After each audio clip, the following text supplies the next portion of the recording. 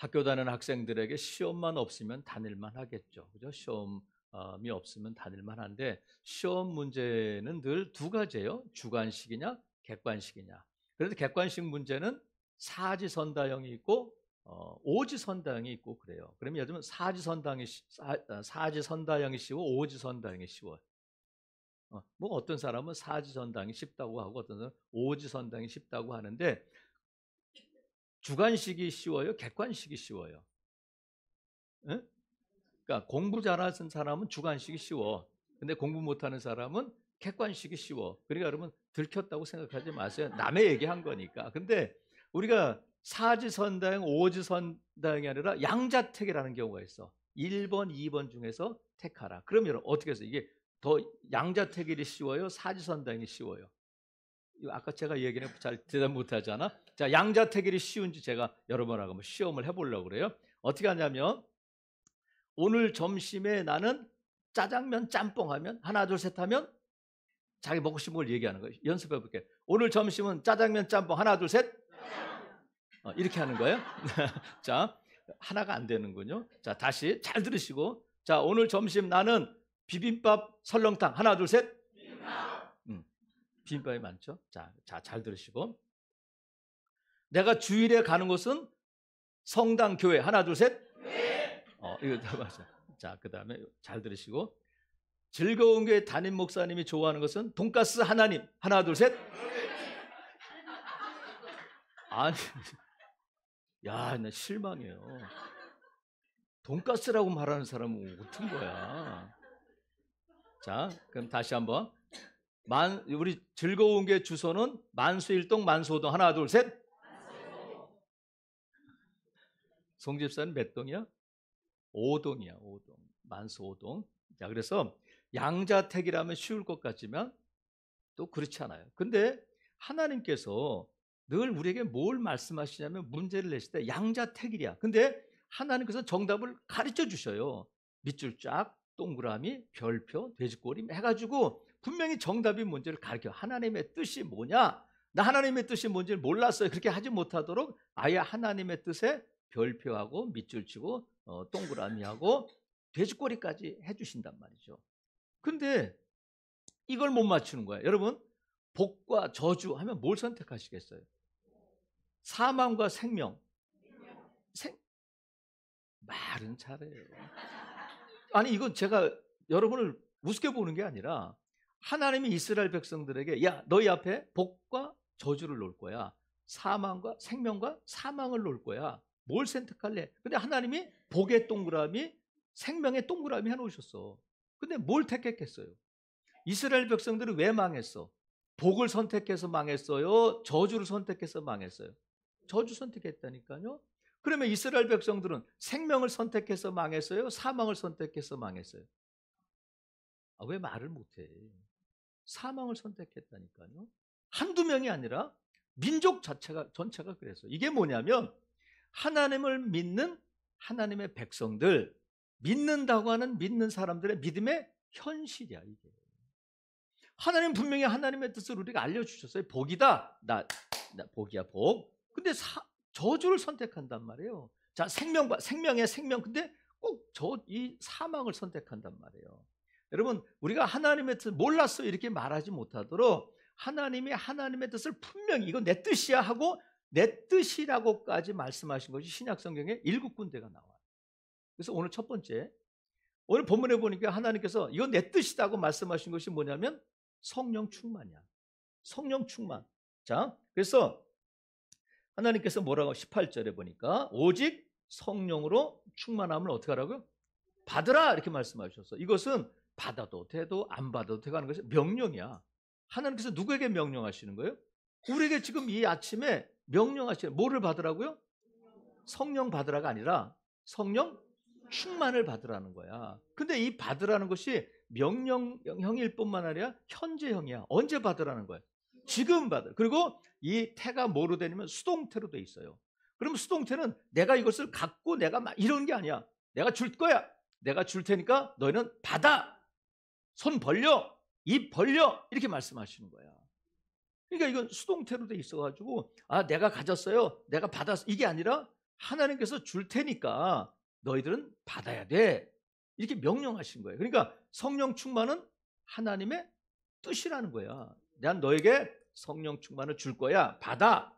그러니까 너희들은 손을 벌려, 입을 벌려 받아야 돼. 이렇게 말씀하신단 말이에요. 그러니까 성령 충만하지 않으면 하나님의 명령에 불순종하는 게 되는 거예요. 그래서 성령 충만은 성도들에게 있어서 선택이 아니라 뭐야? 필수야, 필수. 누구든지 다 성령 충만해야 된다. 그래서 17절에 보니까 너희는 말이야, 그러므로 어리석은 자가 되지 말고 오직 주의 뜻이 무엇인가 이해하라. 여기서 이해하다는 것은 분별해라, 깨달아라, 이런 말씀이에요. 자, 여러분 분별하셨어요? 깨달으셨어요? 하나님의 뜻이 무엇인지 여러분 이해하셨어요? 하나님의 뜻이 뭐라고요? 성령 충만하는 거야. 성령 충만이 하나님의 뜻이다. 자, 이해하셨으니까 그러면 이해했으면, 성령 충만 하나님의 뜻을 이해했으면 16절 세월을 아끼라는 거야.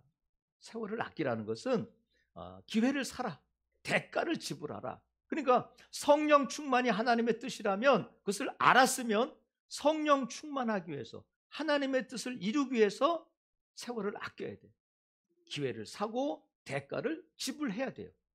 그러니까 내가 성령 충만 받기 위해서 내가 할 것 다 하고 내가 하고 싶은 것 다 하고 그럴 수는 없다는 거예요. 세월을 아껴야 돼. 기회를 사야 된다. 대가를 지불해야 돼요. 그러면 하나님께서 말씀하시기를 세월을 아끼는데, 세월을 아끼지 못하는 사람 가운데 누가 있냐면 술 취한 자가 있다는 거예요. 술 취하지 말라. 제가 이렇게 말씀드리면 두근두근 하는 사람도 있고 자기를 이렇게 막 위안하는 사람도 있을 것 같아요. 나 취하진 않아. 나 취할 정도로 이렇게 또 이렇게 막 그런 사람이 있을지도 몰라요. 자, 여러분 보세요. 이런 사람이 누구일까? 누가 이런 일을 겪을까? 한번 맞춰보세요. 재앙, 근심, 분쟁, 원망, 까닭 없는 상처, 붉은 눈, 이런 일을 당하는 사람이 누구냐면 잠언에 보니까 술 취한 사람이에요. 재앙, 근심, 분쟁, 원망, 까닭 없는 상처. 아침에 일어나니까 상처가 났어. 어떤 사람이 그랬다고요. 매일 술을 마시니까 아내가 잔소리를 하니까 그날도 아내가 잠자리에 들었을 때에 몰래 이제 들어가다가 넘어져가지고 상처가 났어요. 얼굴에 상처가 나가지고 불도 안 켜고 몰래 화장실에 가서 이제 반창고를 사가지고 반창고를 붙이고 이제 아침에 일어났는데 아내가 모르게 한다고 했는데, 아내가 화장실에 가보더니 여보 어제 또 술 마셨지? 나 안 마셨어. 근데 누가 반창고를 이렇게 유리에다가 덕지덕지 붙여라 이랬더니 자기 얼굴에 안 붙이고 그 화장실 유리에다 붙이고 자기 얼굴에, 화장실에 비친 자기 얼굴에 이렇게 붙인 거예요. 그러니까 여러분, 재앙, 근심, 분쟁, 원망, 까닭 없는 상처, 붉은 눈 누구에게 있다고요? 술 마신 사람에게 그런 게 있다는 거예요. 여러분 보세요. 사람이 술을 마시잖아. 그 다음에 술이 술을 마셔. 그 다음에 술이 사람을 마시는 거예요. 뭐냐면 술이 사람을 지배하게 된다는 거예요. 그 지배 아래 놓이게 되면 그의 노예가 되는 거예요. 여러분, 나는 술 취하진 않아. 근데 잠언 23장 29절에 아까 제가 말씀드린 내용이 있을 뿐만 아니라 그 다음에 31절에 뭐가 있냐면 너는 이것을 보지도 말라는 거야. 뭐 하지 말라고요?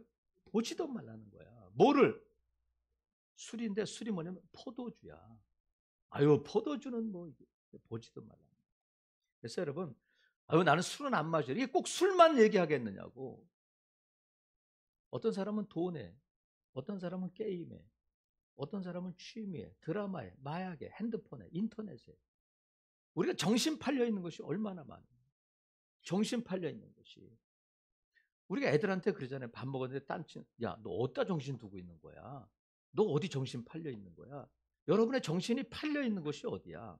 그것이 꼭 술이 아니어도 우리가 딴 데 정신을 팔고 있으면 안 되고, 반대로 오늘 말씀하신 것 성령 충만함을 받으면 재앙으로부터, 근심으로부터, 분쟁으로부터, 원망에서부터 자유로워질 줄로 믿습니다.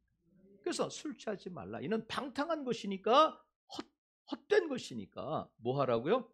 성령의 충만함을 받으라는 거야. 그래서 성령 충만함을 받으면 우리에게 성령께서 주시는 은사가 나타나.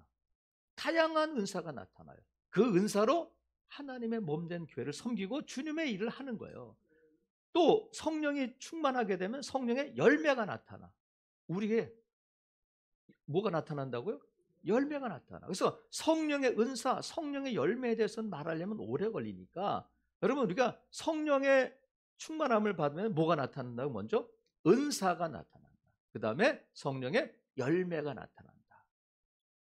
그래서 이것은 오래 설교해야 되니까 그렇게만 알고 계시고요. 그러면 오늘 본문에 나타난 성령 충만함으로 나타난 유익이 뭔가를 잠깐 보려고 그래요. 자, 먼저 19절. 시와 찬송과 신령한 노래들로 서로 화답하며 너희의 마음으로 주께 노래하며 찬송하며. 이게 찬송하라는 소리가 아니잖아. 그죠? 이게 뭐냐면 하나님을 진정으로 예배하게 된다는 거야.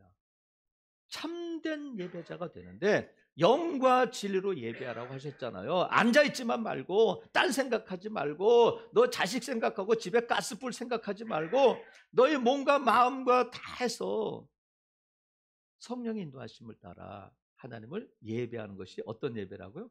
참된 예배고 하나님은 지금도 참된 예배자를 찾으신다는 거야. 주방 봉사자를 찾는 게 아니에요. 누구를 찾으신다고요? 참된 예배자를 찾는데 성령 충만할 때에 우리가 진심으로 하나님 앞에 예배할 수 있단 말이죠. 그 다음에 20절에 보면 20절을 같이 한번 읽어볼게요. 시작. 범사에 우리 주 예수 그리스도의 이름으로 항상 아버지 하나님께 감사하게 된다는 거예요. 범사에 감사하게 된다. 여러분 범사에 감사하는 것이 쉽지 않잖아요. 근데 성령 충만함을 받으면 예전에는 원망, 불평, 남 탓하고 막 중얼거리고 막 했던 일들이 감사 제목이 된다는 거야. 아픈 것도 실패한 것도 속 썩이는 것도 예전에는 못 살겠다 가슴을 치고 막 그랬는데 성령 충만함을 받으니까 그것이 뭐가 된다고요? 아, 감사 제목이 되더라는 거야. 내 생각이, 내 관점이, 내 인생이 바뀌는 거예요. 어떤 환경 가운데 있더라도 누구를 만나고 우리가 환경이나 사람에 상관없이 범사에 감사하게 된다.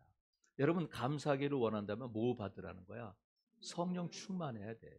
성령 충만해야 돼. 여러분 간에 원망이 있고 불평이 있고 불안이 있고 두려움이 있고 염려가 있고 근심이 있다면 성령 충만함을 받아야 돼. 그러면 그것이 뭐로 바뀌냐면 감사로 바뀐다. 감사로 바뀐다. 그 다음에 21절 보세요. 21절 같이 한번 읽어볼게요. 시작. 그리스도를 경외함으로 피차 뭐 하라고요? 복종하라는 거야. 복종하라. 여기서 복종한다는 것이 아유 내가 어떻게 복종을 해? 내가 나이도 많고 내가 말이야 신앙생활도 오래 하고 말이야 내가 이렇게 하는 것이 아니라 복종이 뭐냐면 여기서 복종한다는 것이 하위 아래에 두다. 아래에 정돈하다. 이런 뜻이야. 그러니까 내가 다른 사람보다 아래에 있는 거야. 높이 있는 것이 아니라. 이게 복종이야. 피차 어떻게 하라고요? 서로 낮은 자리에 있으라는 거야. 그래서 이것을 구체적으로 빌립보서 2장 3절에 보면 각각 자기보다 남을 낮게 여겨라. 자기보다 남을 낮게 여겨라. 그 사람이 나보다 학력이 적어요. 나보다 안 생겼어. 나보다 돈도 많지 않아. 나보다 믿음이 없어. 그래도 대단합니다. 그래서 우리가 칭찬합시다. 칭찬합니다를 하는 거예요. 칭찬할 게 없어요. 아무리 봐도. 응? 여러분이 그러니까 안 쓰는 거 아니야. 그래도 그 사람 밑에 가면 내가 같은 입장에서 이렇게 보는 것이 아니라 그 사람 밑에 가면 보이는 거예요. 이게 복종하는 거야. 그러면 남편을 나보다 낮게 여기면 가정이 평안하겠어요? 시끄럽겠어요?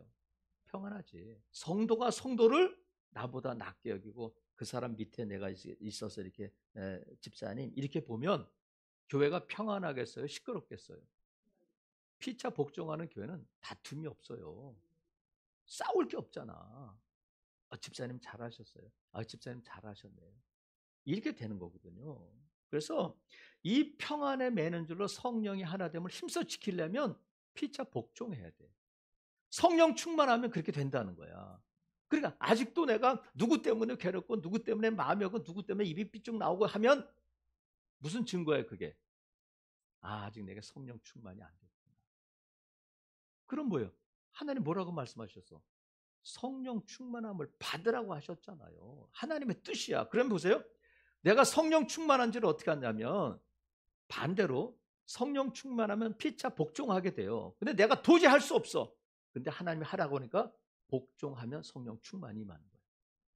성령 충만해서 피차 복종하기도 하지만 내가 이 말씀을 듣고 순종하며 복종하게 되고 감사하게 되고 진정으로 예배하게 되면 성령 충만이 내게 임하는 거예요. 그래서 천국과 지옥의 차이가 뭐냐면 여러 번 말씀드리잖아요. 어떤 사람이 지옥에 갔더니 점심시간이 됐는데 밥상이 화려하게 나왔던 거야. 아니 저렇게 먹고 왜 이렇게 저렇게 말랐을까? 다들 피골이 상접해가지고. 그런데 보니까 젓가락이 흰 젓가락이 있어서 서로 자기가 먹으려고 하다니까 안 돼. 다 흘리고 그냥 또 땡땡땡 점심식 끝났어. 아무도 못 먹고. 그러니까 삐쩍 마른 거야. 그래서 천국에 갔어. 천국에 갔더니 똑같은 상이 있는데 다들 얼굴색이 좋고 여러분들처럼 그냥 얼굴색이 환하더라는 거야. 그래서 똑같은 젓가락으로 먹는데 집사님 먼저 서로 먹여주니까 그냥 맛있게 먹고, 응? 그냥 다들 얼굴이 좋더라는 거야. 똑같은 음식인데 나보다 남을 낮게 여기면 천국이에요. 서로가 자기가 높아지려고 하면 그게 지옥이야. 아무리 넓은 집에서 아무리 좋은 차 타면 뭐예요? 아무리 좋은 명품 옷 입고 명품 백 들고 다니면 뭐예요? 그 평안이 없으면 그게 지옥이지. 초간이나 삼간이나 어떤 집이라도 어떤 음식이라도 성령 충만하면 피차 복종하면 그곳이 천국이 되는 줄로 믿습니다. 여러분 교회가 크고 작느냐의 문제가 아니잖아요. 상가 교회냐 아니면 단독 교회냐 건물이냐 이게 중요한 것이 아니잖아. 뭐가 중요해요? 성령 충만한 성도들이냐 피차 복종하느냐 이게 중요하다는 거예요. 그래서 그럼 여러분 보세요.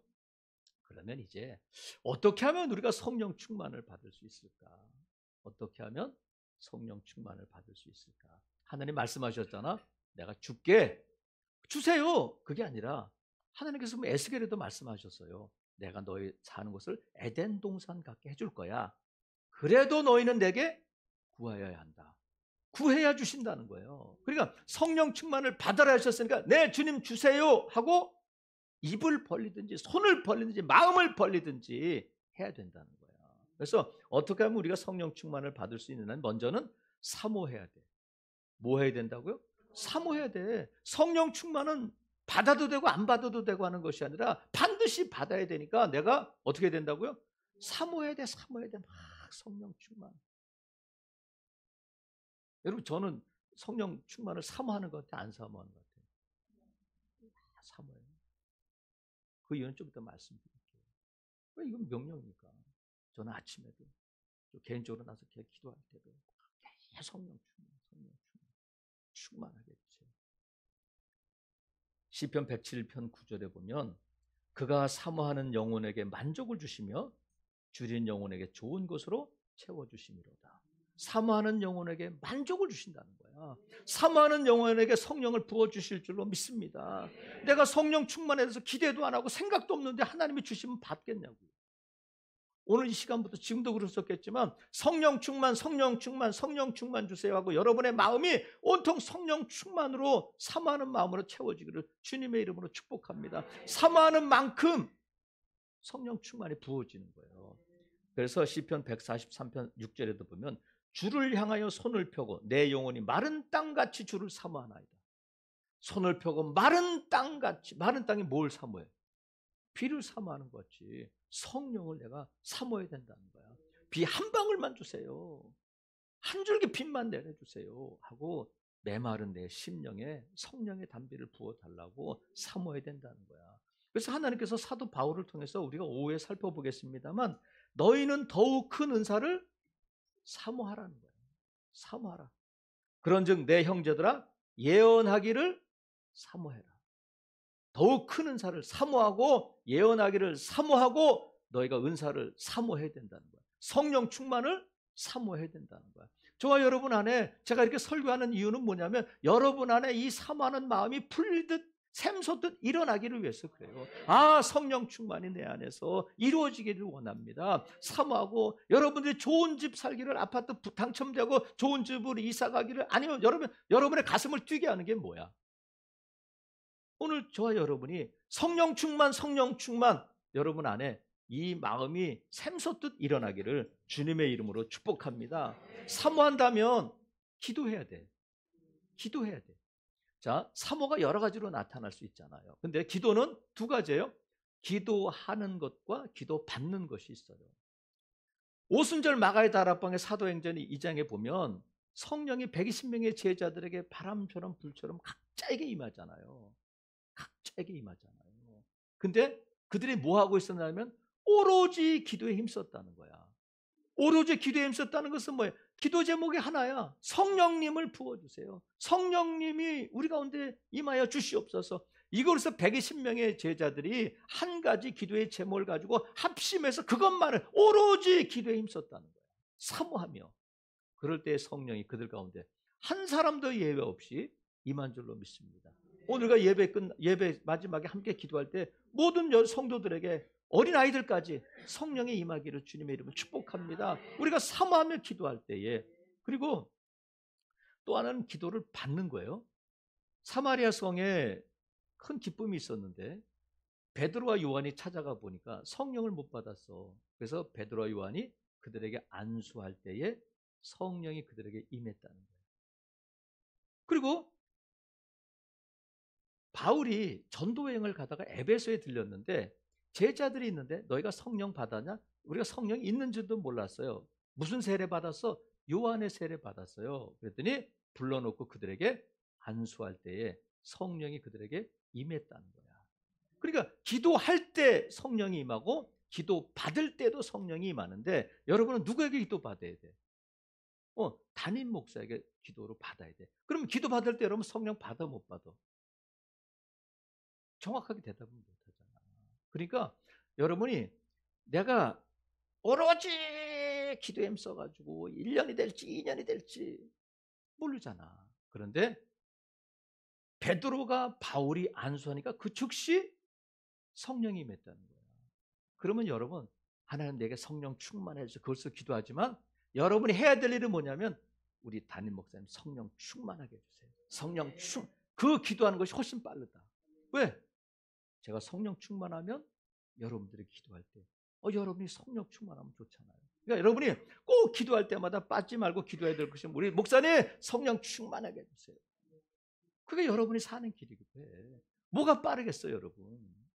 그래서 여러분 꼭 기도해 줄 수 있기를 바랍니다. 그래서 저도 기도하지만 여러분이 벌써 기도하면 얼마나 힘이 되겠어요. 그래서 꼭 저로 해서 기도하시는 분들이 많이 있지만 한 사람도 빠짐없이 꼭 담임 목사의 성령 충만해서 밥 먹을 때라도, 아니면 나는 잠들 때만 기도해요. 그때라도 우리 담임 목사님 성령 충만하게 해주세요. 그래서 내 머리에 손을 얹을 때에 내가 성령 충만히 임하게 해주세요. 그렇게 기도하는 여러분 되기를 바랍니다. 그래서 사모하며 기도해야 돼. 그리고 또 하나는 말씀을 읽어야 돼요. 베드로가 고넬료의 가정에 가서 말씀을 전할 때 성령이 그들 가운데 내려오셨다는 거야. 기도한 것도 아니고 말씀을 전할 때에. 그러니까 우리가 성령 충만함을 사모한다면 말씀을 읽어야 돼. 말씀을 들어야 돼요. 사모한다면 말씀은 살아있고 활력이 있어서 이 말씀이 저와 여러분을 성령 충만하게 한다는 것을 믿어야 돼. 말씀을 읽을 때 우리 마음이 뜨거워질 수 있어요. 말씀을 읽을 때 우리 질병이 치유될 수 있어요. 우리 안에 성령이 역사한단 말이죠. 그래서 이 성령 충만을 사모한다면 말씀을 읽고 말씀을 듣고 하는 일에 열심을 내야 돼요. 또 하나는 뭐냐면 회개해야 돼. 베드로가 성령 충만함을 받고 막 문을 박차고 나가서 너 미쳤지? 술 마셨지? 아니야, 나 술 마신 게 아니야 하고 설교하니까 그 설교를 듣는 사람들이 아이고 우리가 어떻게 하면 좋아? 그랬더니 베드로가 뭐라고 말하냐면 너희가 회개하여 각각 예수 그리스도의 이름으로 세례를 받고 죄 사함을 받으라. 그리하면 성령의 선물을 받을 것이다. 회개하고 죄사함을 받으면 성령을 선물로 받는다는 거예요. 그래서 우리가 그릇이 깨끗해야 성령을, 거룩한 성을 우리가 받을 수 있잖아요. 그러니까 죄가 기억날 때마다 여러분 자꾸 회개하셔야 돼. 그리고 죄를 멀리 하셔야 돼. 그릇이 깨끗해야 성령을 부어 주실 수 있단 말이죠. 사랑하시는 성도 여러분, 오늘 이 아침에 저와 여러분이 하나님의 뜻을 알고 싶다. 그런데 하나님은 이게 내 뜻이 하고 분명히 밝혀주신 것이 있어요. 오늘 본문에는 뭐가 하나님의 뜻이라고요? 성령의 충만함이 하나님의 뜻이야. 하나님은 주시겠다는 거야. 하나님의 명령하시고 나서 주셔야 받을 거 아니야. 근데 하나님의 뜻은 나는 너희들이 모두 성령 충만함을 받기를 원해. 내가 줄게. 그러니 우리는 어떻게 돼? 받아야 돼. 하나님께서 우리에게, 하나님이 쓰시는 사람은 사도들도 그렇고 부살렐도 그렇고 하나님이 어떤 특정한 일을 위해서 쓰실 때에는 성령을 먼저 충만케 하셔요. 근데 이제는 오순절 성령 강림 이후에 모든 사람에게 성령 충만함을 받으라는 거야. 구약에서는 특정한 사람들에게 부어진 성령이지만 이제는 너희가 성령의 충만함을 받아야 된다. 주시겠다는 거야. 그래서 여러분, 성령 충만함을 받으면 그야말로 대박이다. 내 인생이 달라지고 내 신앙이 달라지고 우리 가정이 달라지고 우리 교회가 달라지고 우리 나라가 달라질 줄로 믿습니다. 그래서 한번 따라 보세요. 사기말회, 사기말회, 사모, 기도, 말씀, 회개. 다시 한번 사기말회, 사기만회가 아니고 사기말회야. 자, 성령 충만 받으면 어떻게 하라고요? 자, 옆에 분에게 가르치죠. 사기말회, 사기말회. 사가 뭐야? 사모, 기도, 말씀, 회개. 여러분, 성령 충만해야 하나님께 쓰임 받을 수 있어요. 우리가 살면 얼마나 살겠어. 생각보다 인생이 빠르다. 우리 남은 삶은 내가 하나님의 뜻을 분별하고 하나님의 뜻을 이루지 못한 시간은 헛된 거예요. 응? 무엇이라 할지라도 이 세상에서 많은 사람들에게 인정을 받고 내가 뭐 어떤 업적을 남겼다 할지라도 하나님의 뜻과 상관이 없으면 허비한 거야. 방탕한 거예요. 세월을 아끼라는 거야. 아무쪼록 여러분, 사기말회를 통해서 성령 충만함을 받고 하나님께 귀하게 쓰임받는 복된 성도들 되시기를 주님의 이름으로 축복합니다. 아멘.